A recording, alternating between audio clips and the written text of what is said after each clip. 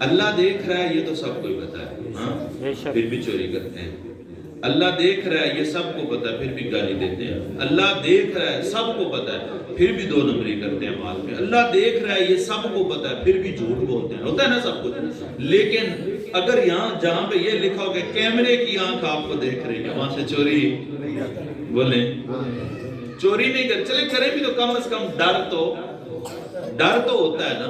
تو ہمارا معیار تو اتنا بھی نہیں ہے نماز میں آگے کہ حضور نے فرمایا کم از کم اتنا ضرور ذہن میں رکھیے گا کہ وہ رب تمہیں دیکھ رہا ہے۔ با خدا کبھی آپ اس طرح کا تجربہ کر کے دیکھیں، ذہن میں یہ چل رہا ہو کہ میرا رب مجھے دیکھ رہا ہے، اور آپ پڑھ رہے ہوں الحمدللہ رب العالمین الرحمن الرحیم مالک یوم الدین ایاک نعبد و ایاک نستعین، اور ذہن میں یہ چل رہا ہو کہ میرا رب مجھے دیکھ رہا ہے۔ کبھی اس طرح ایک نماز 2 نفل پڑھ کے دیکھیں، کبھی اس طرح اس نظریے میں اس تصور میں آپ 2 نفل پڑھ کے دیکھے گا۔ ساری نمازیں نہیں، صرف ایک سجدہ جسے تو گران سمجھتا ہے، 1000 سجدوں سے دیتا ہے آدمی کو نجات، ایک ہی کر لے وہی کافی ہے۔